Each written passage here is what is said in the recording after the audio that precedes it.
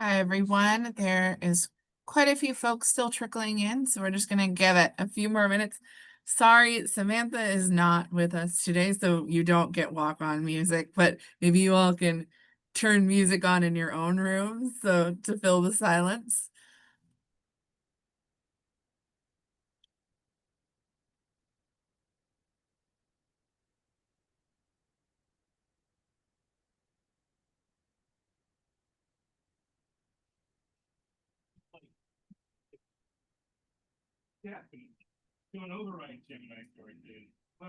Or if folks want to share one word in the chat about how they're feeling today.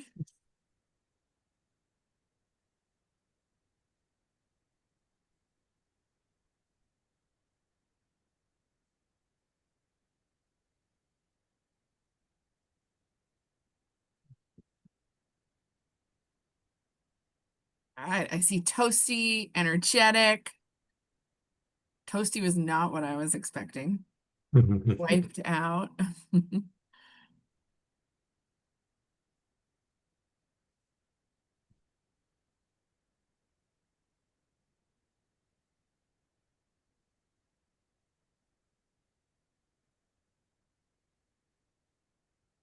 Okay, we're gonna go ahead and get started. I know some folks are still trickling in, but just in the interest of time, I'm Mary Nelson. Some of you may have seen me before. I'm one of the associate directors here at Red F. Samantha is at a conference today, so she is not with us. But I am happy to be a substitute, even though I know I can't live up to her music and facilitation expertise.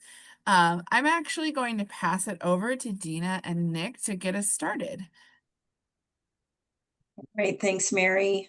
Welcome, everybody. Good morning to most of you. Some of us are on the West Coast, and I think good afternoon to everybody else. Happy to have you here. Today, Nick and I are presenting on SNAP eligibility screening and referral. So here's today's agenda. First, we're going to do a quick recap on the employer engagement webinar that you attended last month. Then we'll dig into SNAP and SNAP employment and training.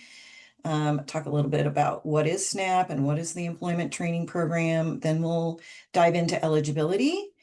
And then as we close up, we'll touch on some third-party partner responsibilities, Q&A, and then next steps. So the recap from last month's employer engagement session, Fair Start did a great job. This is always a really good webinar and presentation. And although it's not necessarily SNAP and SNAP E&T focused, I think it's a good reminder of the things that we as a social enterprises can do to improve our employment engagement strategies. And so some of the things that were talked about was, why the engagement? So provide clear, defined career pathways and develop program goals, as well as reaching and maintaining key industry standards or competencies in your training programs. Understand work readiness and the needs in your workforce community that will help you plan for the future, for future development.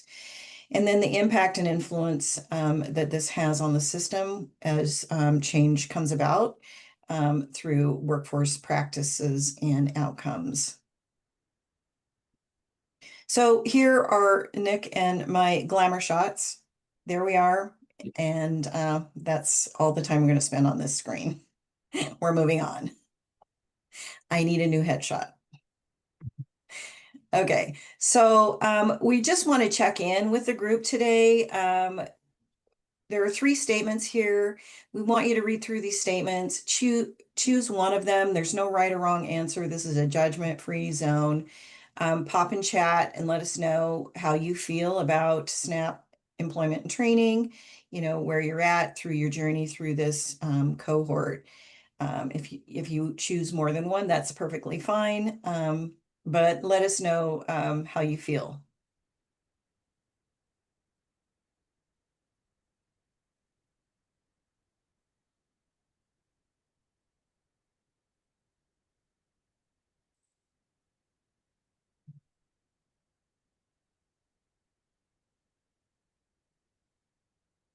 What do we got so far?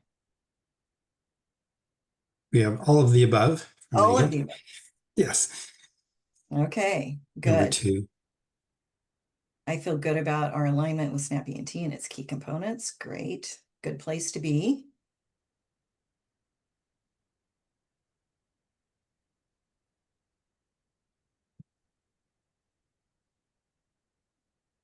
Okay, well, those all sound really positive, and so it from the sounds of it, you are in a good place, and you've learned quite a bit through this SNAP employment and training journey. So we're good. It's good to hear that. Right. And I'll just add quickly that number 3, like thinking about your next step, that'll be part of the focus for our last webinar, our next webinar, and our last webinar of the cohort. So we'll be talking more about that in September. So that'll be a good way to wrap things up. Yeah, yeah. Okay, so we're going to dive into SNAP E&T and participants.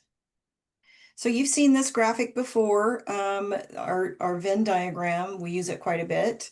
And where you see the top circle there where it says participants, that's where we're at. But all of these other 3 circles, including participants, are all very important as this program comes together. And as Nick had said, in these areas, identifying the right participants, identifying the right funding, the right services, and the right level of capacity to run this program, all of these areas overlap. And it's important to note that in this diagram in the middle, where everything overlaps is where everything comes together, right? And making sure that you're in alignment with all of these 4 key areas. And as they overlap, you're really tying this all together. And as Nick had mentioned a couple of minutes ago in our webinar that we'll be presenting in September, we'll be focusing in on tying all of this together and how that looks and how that really works. So first, we're going to talk about what is SNAP. So most of us, this may be repeat, but most of us know that this is Supplemental Nutritional Assistance Program. Oftentimes, people will call it food stamps or food benefits. You see in the first square here the impact and scope. Nearly 113 billion has been spent to help support 42 million low-income Americans across the United States. Those are statistics from 23, but it ensures access to healthy food, it reduces hunger, and improves public health. I'm going to jump over to the third square, the spending allocation. So 92% of the funding, the SNAP funding, goes directly to food benefits. And then the other 8% is really spent on program administration and program costs, which is like this SNAP employment and training program. And then for SNAP eligibility, an individual is screened based on their gross monthly income, their net income that comes with some deductions as well as assets. And then their benefit amount is determined on that eligibility screening. So what is the employment and training program? Well, this is a training employment and training program to help folks who aren't on SNAP or food benefits to gain some work experience, gain some skill sets, have access to supportive services, all in line with finding employment and sustaining employment. And so where does the money come from? The money comes from the USDA. It's then filtered down to FNS, Food Nutrition Services, which is a division of USDA. So 350 million is dispersed then to the states. And then the states are required to operate or run a SNAP E&T program. And so in receiving this funding, they do have flexibility, however, in what that employment and training looks like from state to state.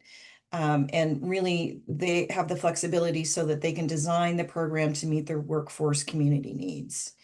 And then finally, the money gets filtered down to third-party providers or employment or agencies like ourselves to become third-party 50-50 providers or partners, provide us the opportunity to, through the great work that we're already doing through social enterprises, providing employment and training services, and then getting an opportunity then to reimburse on those activities and services up to 50%. Now I'm going to turn it over to Nick, and he's going to talk to us a little bit about participants and eligibility.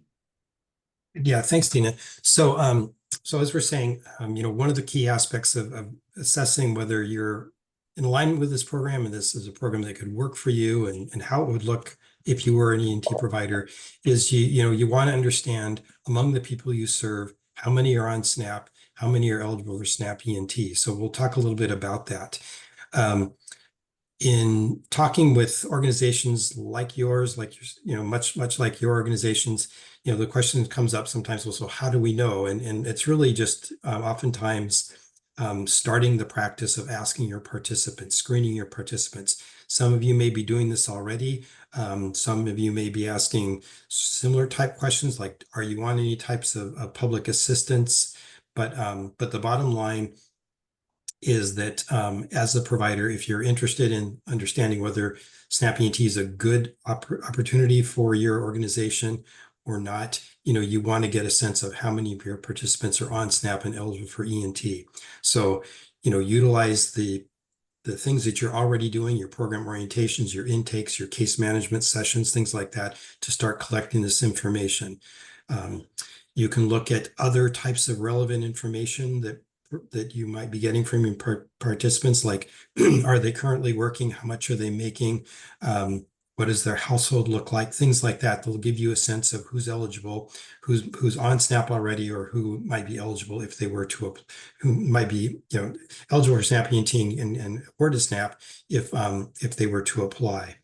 And so for those participants in your organization who aren't on SNAP but appear eligible, you can have the conversation with them about applying. You can provide them with as much guidance as you would like. You can share the application process. You can share the type of information they'll need to provide in order to be considered for SNAP. You can help walk them through some of the initial steps, connect them maybe with a SNAP outreach provider or another entity in your community that helps people apply for benefits. So these are all the types of things that you can do and start doing. And I think we've talked to many of you about all of this, but so this is just kind of a good reminder and a good first step. Next slide, Dina.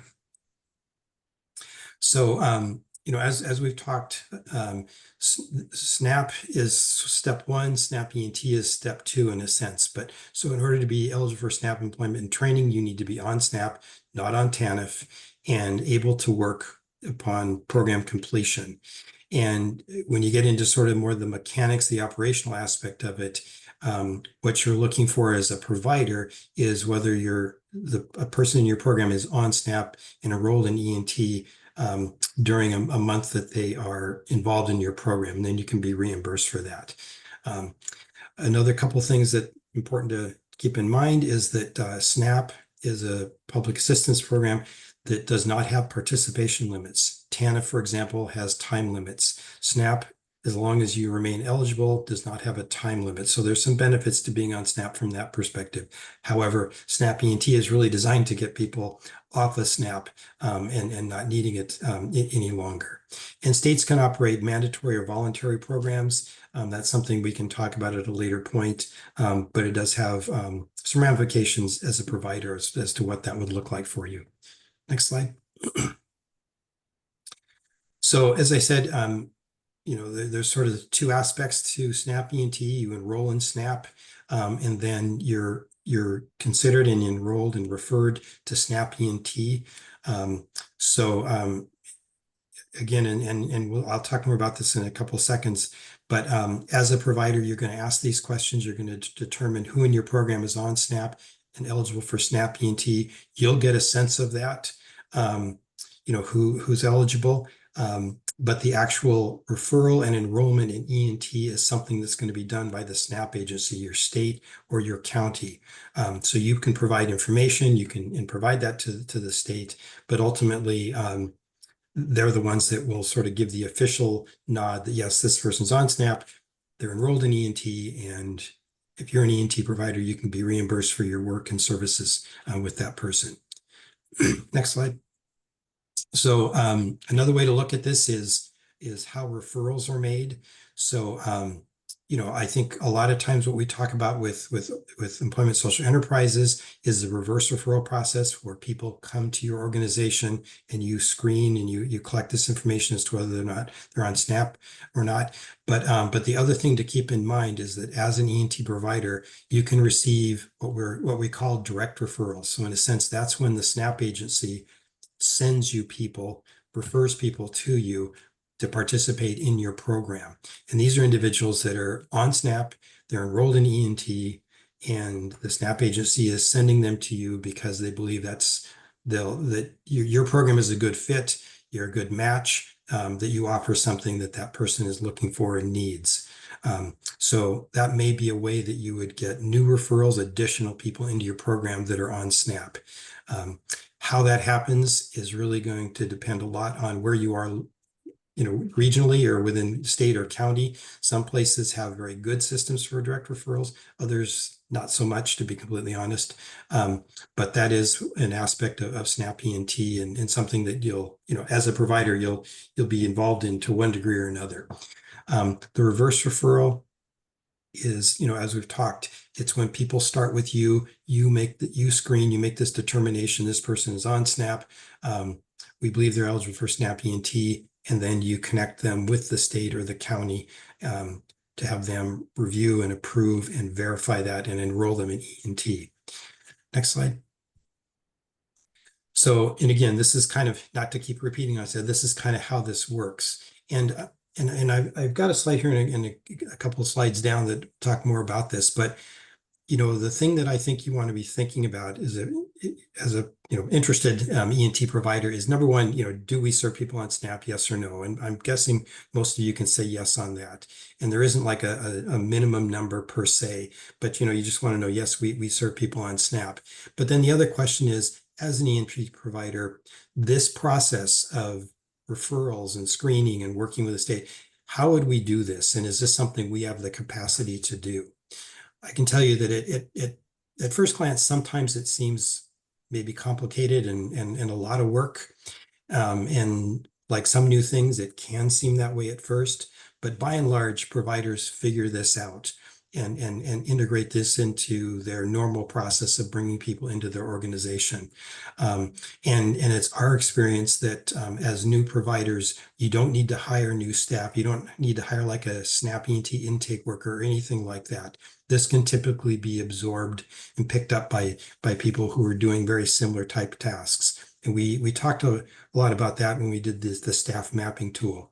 But again, participant starts your program, you assess their potential for, as to whether they're on SNAP or, eligible for E&T. Then they're referred to the SNAP agency, and there'll be a process for that depending on where you are, or you can help them get on SNAP. Or in some cases, they just may not be eligible for SNAP. They may not be interested in SNAP. They may be resistant or hesitant about applying. And there's, we're seeing a bit more of that these days. And I can, I'm guessing you can imagine why.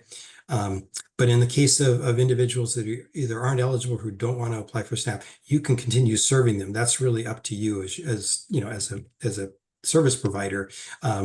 They just wouldn't be individuals that you'd be looking at as part of your SNAP E&T caseload, if you will. So so this is kind of the way that process works. And yeah, and then there's different ways of communicating with your agency to provide this information to the SNAP agency as to whether the people you're working with, these are the people we believe are on SNAP and eligible for E&T.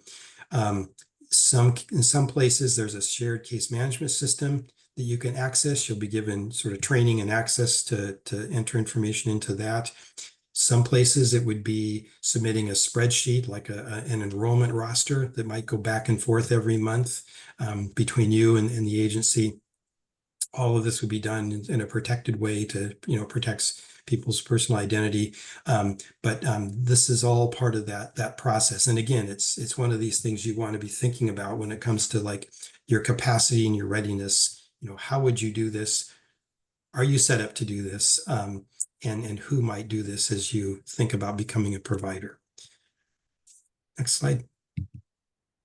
So as I said, this is stuff you would want to integrate into your program. And so, it's things like screening for SNAP, SNAP eligibility, understand the verification process. As an E&T provider, you'll need to do some type of what we refer to as a SNAP E&T orientation. It may be called something different depending on where you are, but you need to inform your participants that their involvement in your program is being funded in part and supported in part by the USDA or by your SNAP agency. And they need to understand that, nothing else needs to be different, but they need to understand that their involvement in your program is connected to their status of receiving SNAP and being eligible for SNAP E&T. And there's different ways to do that. These orientations are typically pretty brief, and they oftentimes can be integrated into a broader orientation you're doing for your participants. There'll be some type of documentation that you'll want to be able to do, showing that you orient people to E&T that are part of that part of the program. And then as an E&T provider, you'll be expected to do an employability assessment of some kind, and states may have kind of different things that they're looking for in that assessment. But most programs do something like this already. You do some type of assessment, and oftentimes that's sufficient to meet this standard, this expectation. In some cases, you may need to revise your format a bit, or in some places of the country, an employability assessment is provided to you, and that's just what you have to use. So again, this is, SNAP E&T is very much, location specific. And so, you would find out, how it works where you are and what you need to do. The other thing that's important to keep in mind too is that not only is there this determination as to who's on SNAP and who's eligible for E&T at startup, but each month that people are involved in your program on a regular basis, you need to keep verifying that they're on SNAP and eligible for E&T. And there are different processes to do that as well, depending on where you are. And so these are just, again, things to think about. And again, as far as integrating this all into your program, you have this option of helping people apply for SNAP that are interested and willing to do that. It's not a requirement as an E&T provider. It's certainly in your best interest. It's actually in the best interest of your participants, but it's something that is all part of the consideration. Next slide. So as I said, once somebody's in your program, among all the other things you want to help people with is you want to help them maintain their SNAP and their SNAP E&T eligibility. And so this can be part of your case management or your work with participants. Sometimes it really isn't a whole lot more than just checking in. I think one of the things that is important to know, and this is kind of like, how much do you really need to, as a provider, know about SNAP and SNAP E&T, like SNAP policy in particular, all the ins and outs. One thing that's important to know, in addition to how to apply and what you might need when you apply, is that with SNAP, everybody has a recertification period that's receiving SNAP, and it's typically about 6 months. There could be some variations. So learning the recertification periods and when that might be up for your participants is important. It's a good case management type of task. So as people come up to their recertification periods, if you can help them sort of track that and report that and not forget to do that, that's important, because it's a very common way for people to lose their SNAP eligibility, especially when they get involved in a program, is they just forget to recertify and to re-up their SNAP. Sometimes if they're working like in a subsidized work experience that you might be operating, they may make too much money and get booted off of SNAP because they're making too much money. That's always a possibility. But oftentimes it's this recertification that trips people up. There's a little box down here about ABODs, and I'm going to talk a bit more about ABODs in a second. But ABODs are able-bodied adults without dependents. So these are individuals on SNAP that have a work requirement. And I've got a couple slides on that I'll talk more about in just a second. So, but anyway, this is kind of the ongoing aspect of SNAP and SNAP E&T eligibility. So able-bodied adults. Now, the reason why we're talking about this today, we always kind of mention it in these webinars, but we're spending a little more time on it today because it's become, as many of you probably know, a bigger topic of conversation. HB1 includes in it proposals to around work requirements, and with SNAP. Up until now, states have been able to get waivers so that they didn't have to implement work requirements. The states had to request these waivers, but they were ways to allow states to operate without imposing the work requirements on able-bodied adults that get SNAP. A lot of that is changing. I know the state of California, for example, they've had a waiver. That waiver is ending. And so beginning in 2026, able-bodied adults will be subject to a work requirement. So this will impact the SNAP population and at least indirectly will impact SNAP E&T providers. So just a couple of things and I won't spend too much time on this, and this is not meant to be a thorough explanation of ABODs and SNAP policy at all, but I'll just highlight a couple things here. So as people apply for SNAP, eligibility workers, can you go back? Yeah, there you go. Sorry. Eligibility workers will assess whether somebody is able-bodied and subject to work requirements. Essentially what they're going to be looking at, this is a general statement, lots of, exceptions to this, but they're going to be looking to see whether somebody has a physical or mental limitation, or is pregnant, has maybe a very young child that would exempt them from a work requirement. So, individuals that fall into that category would not be subject to the work requirement. But those that don't, and I think a lot of the individuals that, you guys serve are going to be considered from a SNAP perspective as able-bodied. They may have plenty of different obstacles in their life. They might be, reentry, homeless, unstably housed, all those types of things. But moving forward, it doesn't look like those are going to be considered exemptions in any way. It looks like individuals, that fall into that category are going to be subject to the work requirement. The other thing I'll note here is that able-bodied adults have been considered individuals between ages 18 and 54. HB1 proposes extending that age range to 64. So you could have a 62 or 63-year-old in your program on SNAP. And if they didn't appear from the eligibility workers' perspective to have a physical or mental limitation, they'd still be subject to a work requirement. So it's going to change kind of the nature of SNAP moving forward to a certain degree. Next slide.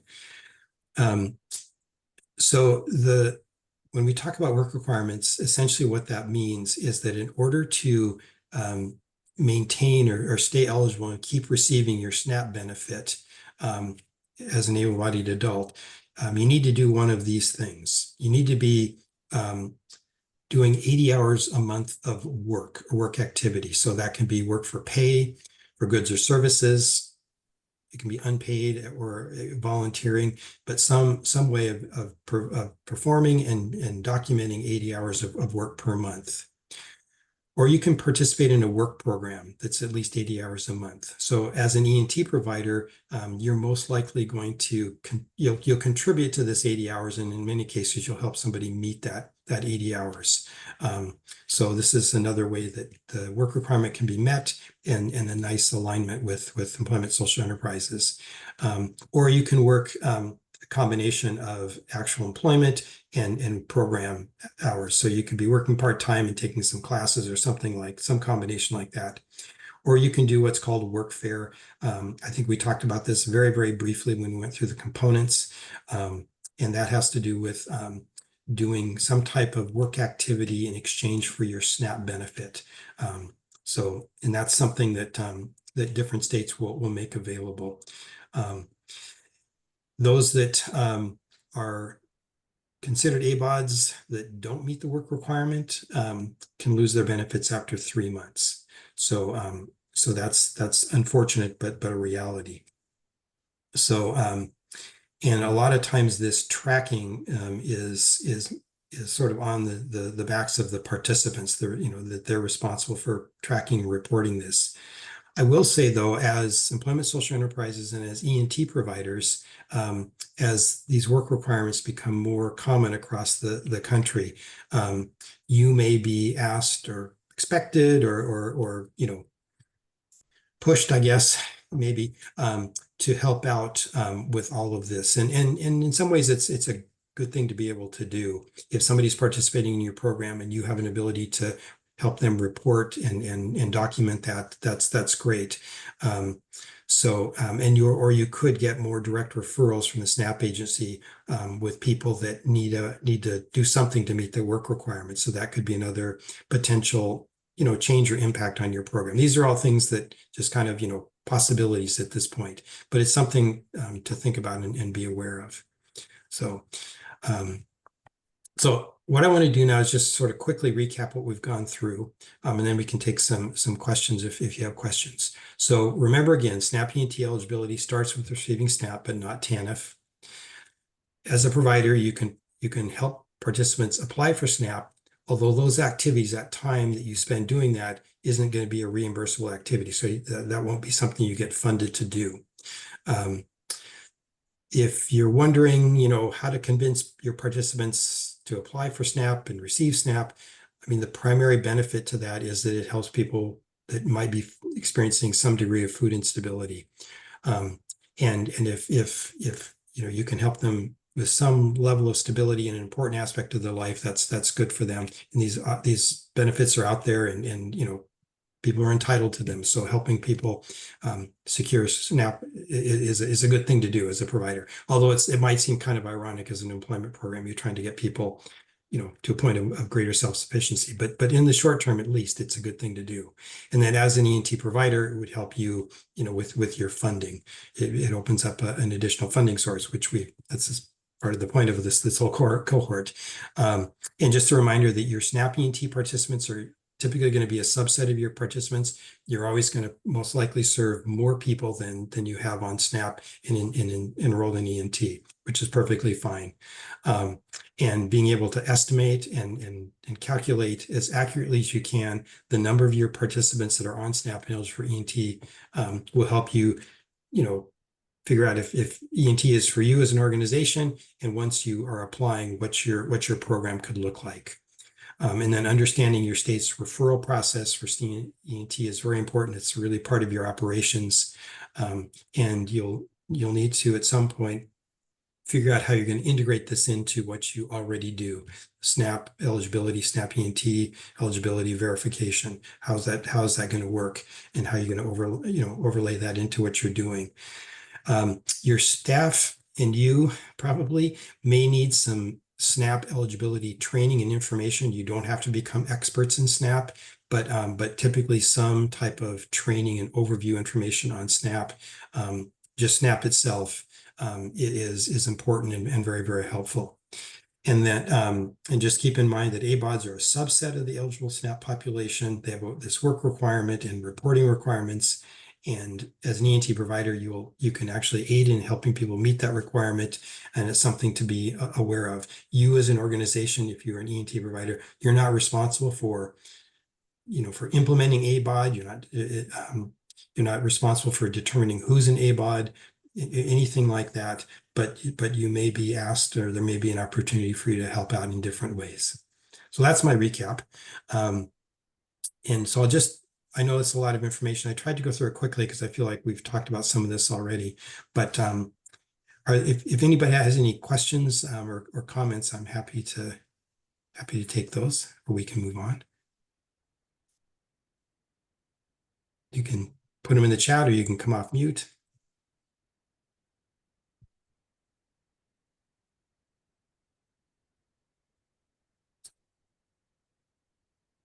All good? Okay. All right. We can move on then, Dina.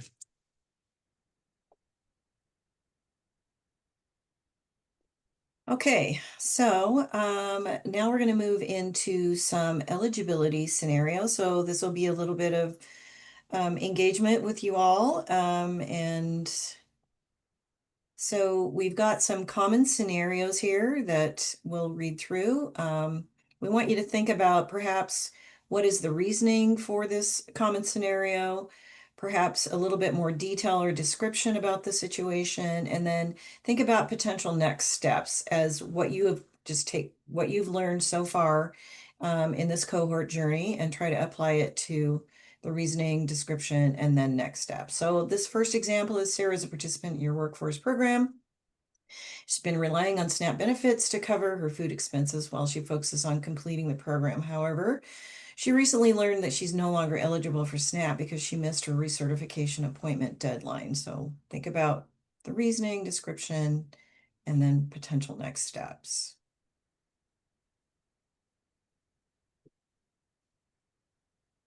And if you come up with anything, you're welcome to pop it into the chat, or you can come off mute.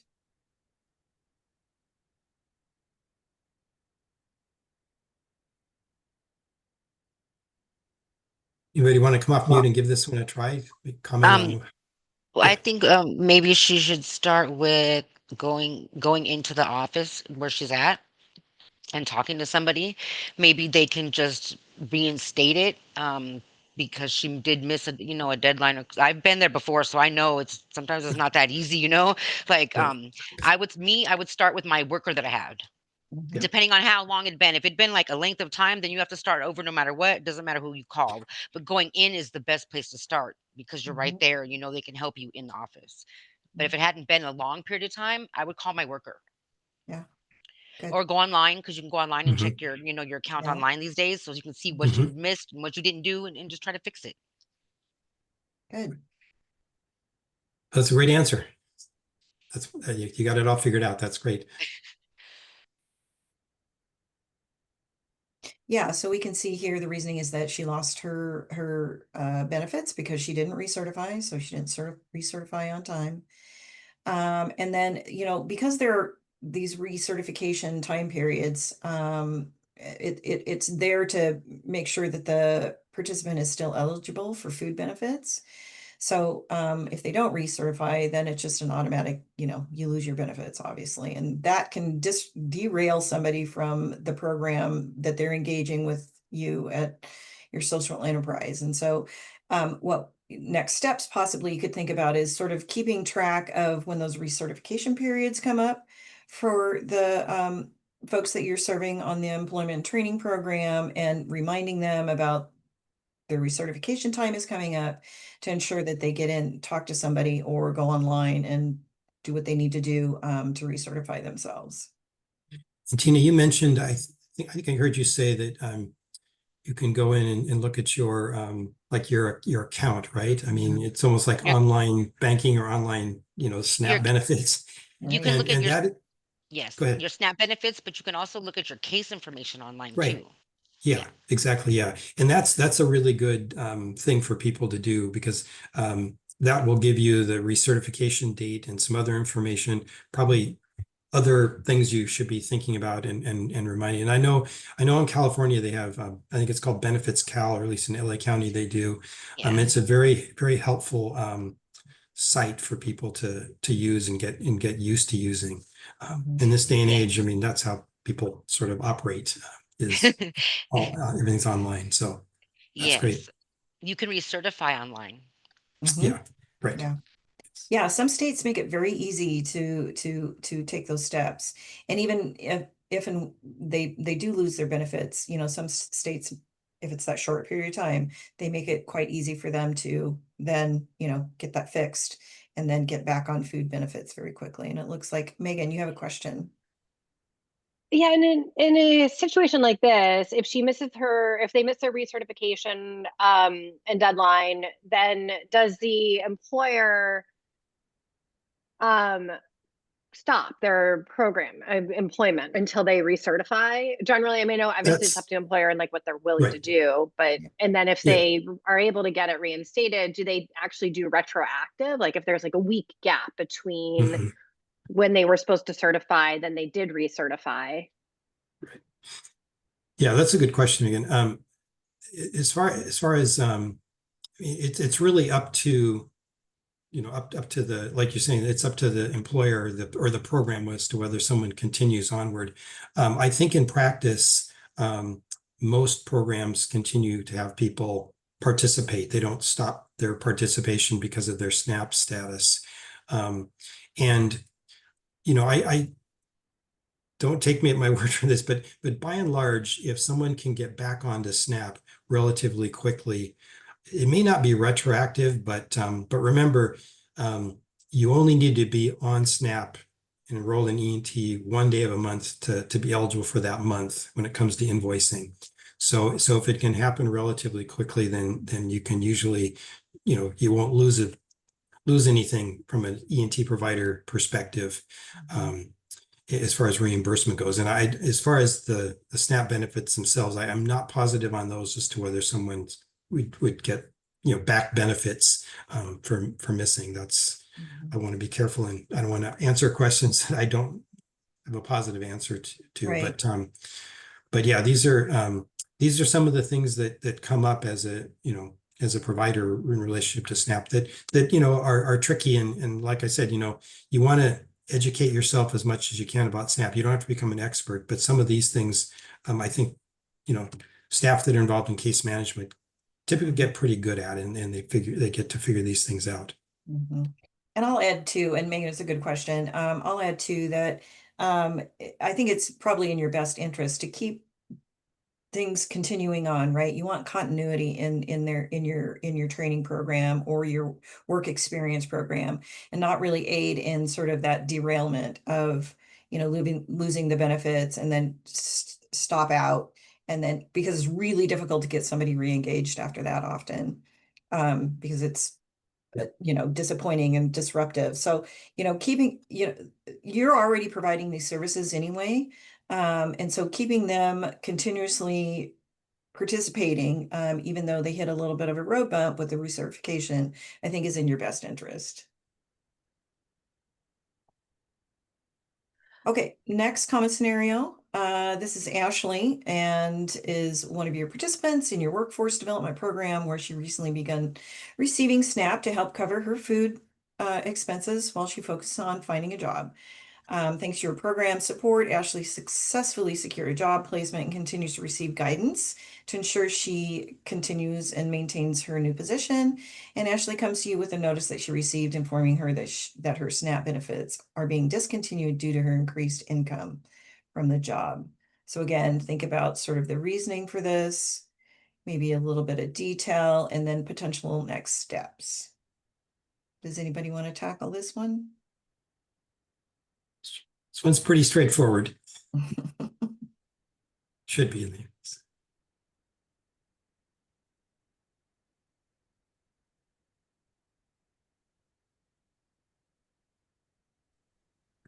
Yeah, she makes too much money.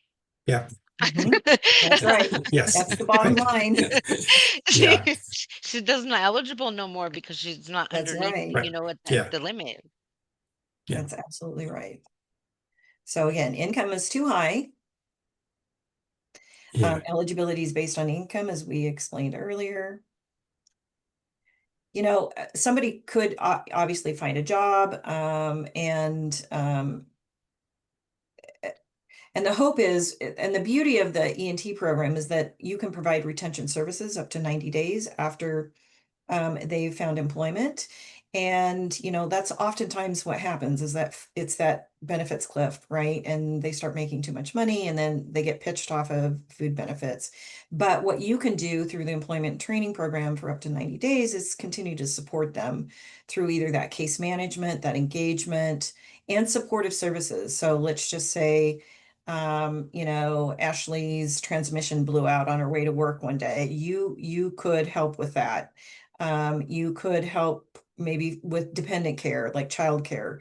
You know, again, with that benefits cliff, you know, having to put your, as we all know, childcare is very expensive, and you put your child in daycare, and coming up with that first couple of months for childcare services is quite expensive. So helping in those kinds of ways too, which again is just looking to help them sustain this employment.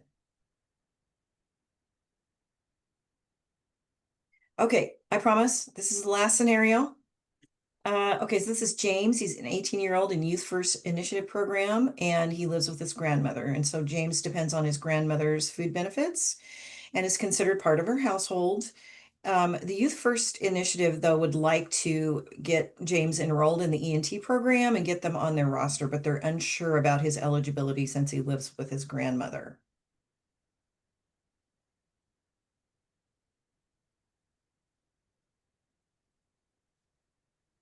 You want to take a stab at this one?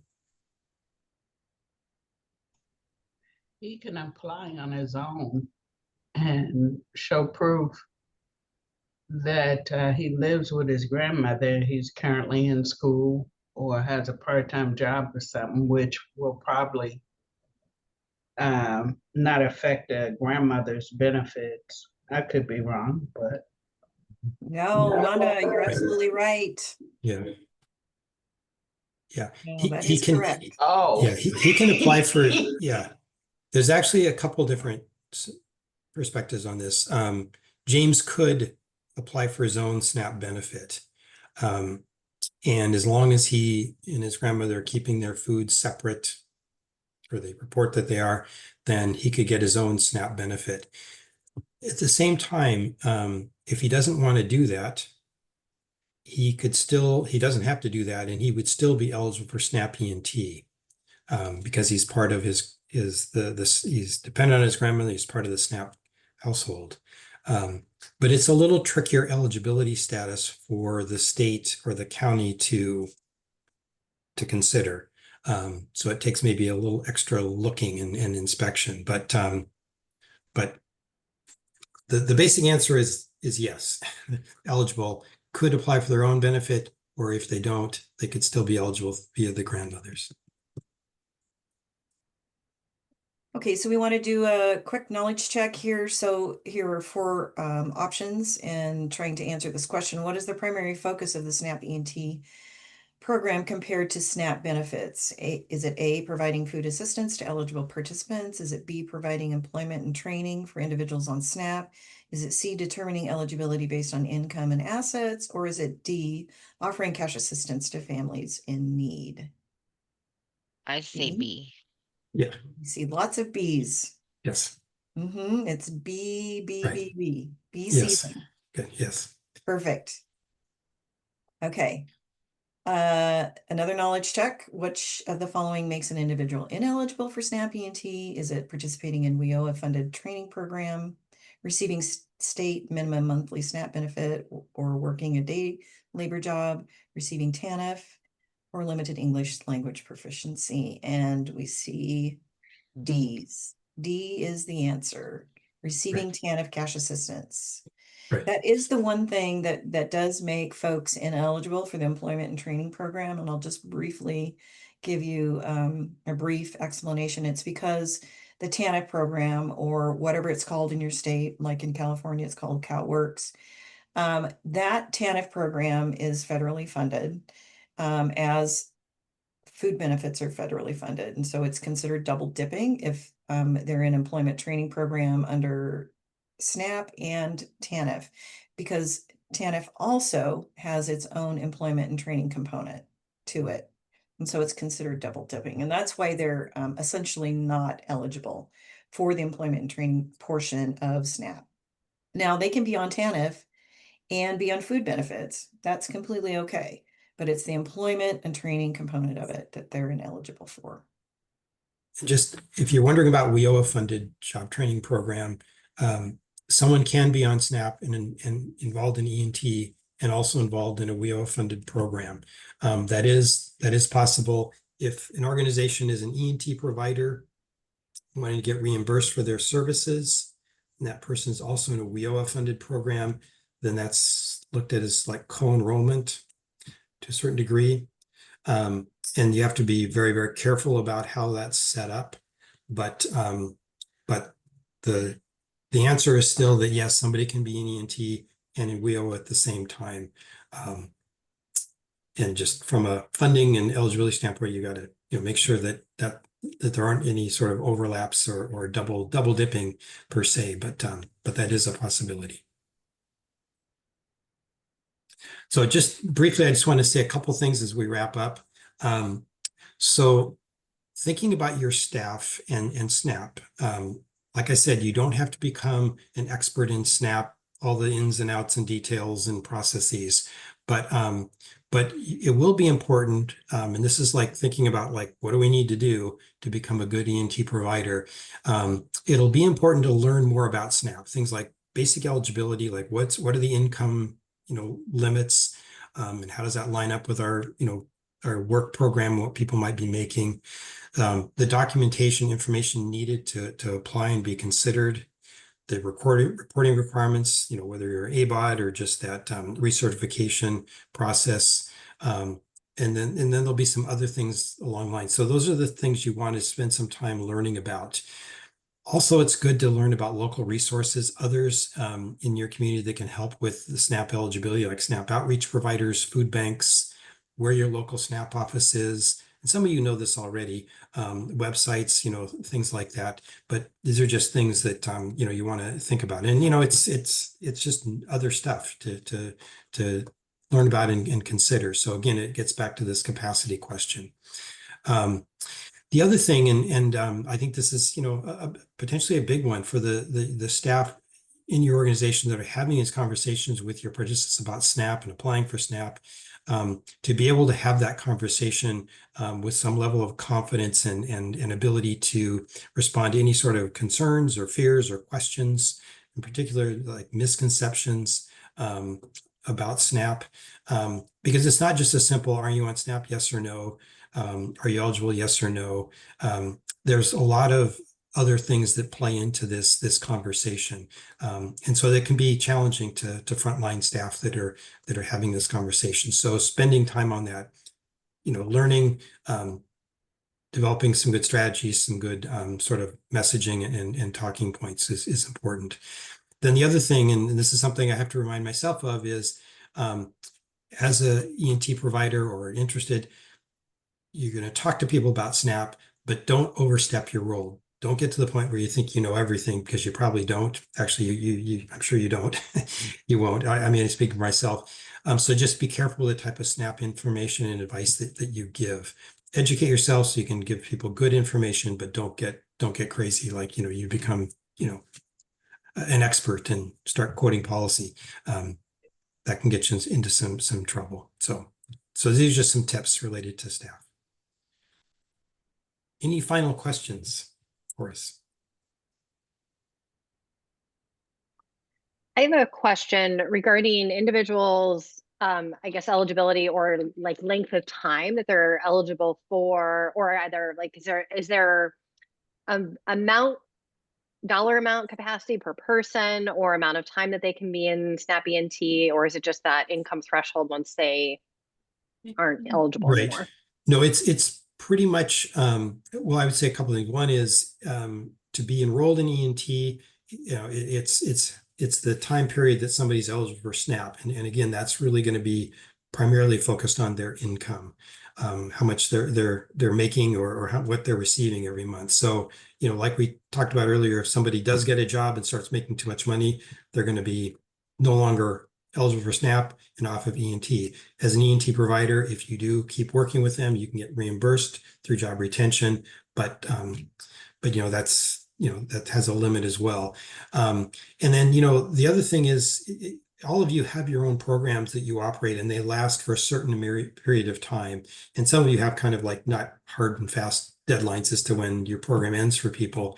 But I will say that the length of your program frequently is not going to neatly match up with how long somebody's on SNAP or eligible for SNAP. There definitely can be, spot times when those things don't match up, but that's all okay. Because again, as an E&T provider, you're really looking for this period of time that your work with individuals can result in you being reimbursed as an E&T provider. So I don't know if that answers your question, but the one thing I will say for subsidized work-based learning, which we've talked to some of you about, there is a 6-month limit for that component. And there's some exceptions to that, but by and large, it's a 6-month limit for subsidized work-based learning. Mm-hmm.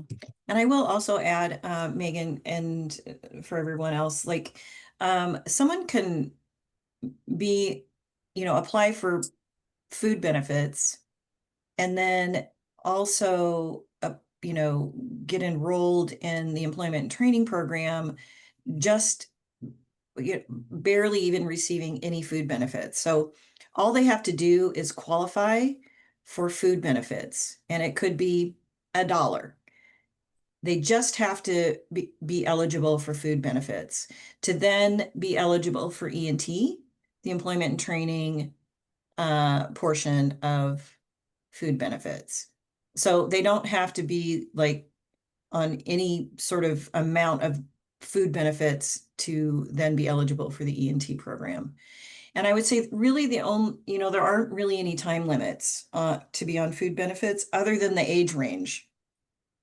And so, you know, what I would say to that is like, you know, we talked about earlier, but, you know, 18 to 64 years of age really is the only sort of time limitation in my mind to food benefits, other than, you know, income out or losing your benefits because you don't recertify. Okay, all right, we're getting close to wrapping up here. So we wanted to provide you with some engagement and resources here. Do you want to talk about that, Nick? Sure. Yeah. So we've put together a number of resources that you guys can take a look at now or later on. These are available through the RedF workshop site. So we encourage you to take a look at all these. I'm not going to go, we're short on time, I'm not going to go through them, but lots of good stuff out there to take a look at. Now we're going to turn it back to Mary. All right. Thanks everyone for joining today. Just a few reminders as we wrap up. Our last and next session is September 24th. So if you don't have information for that, make sure you reach out to Samantha, but hopefully you all do. There also will be a final formal one-on-one TA session that will occur in October. So if you are needing additional support or have questions, make sure you come to that session. And lastly, just remember to update and close out your work plans, especially if you are not continuing TA. There's a link here to the RedF workshops page, which is your hub for resources relating to cohort learning. So make sure you check that out. Have a wonderful day, everyone, and we look forward to seeing you next time. Thanks for joining.